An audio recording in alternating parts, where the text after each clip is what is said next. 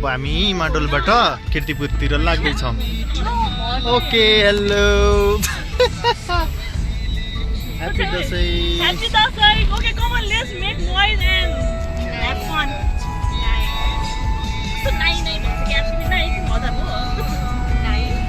road लास्टै सुनसान छ हजुरहरूले देख्न सक्नुहुन्छ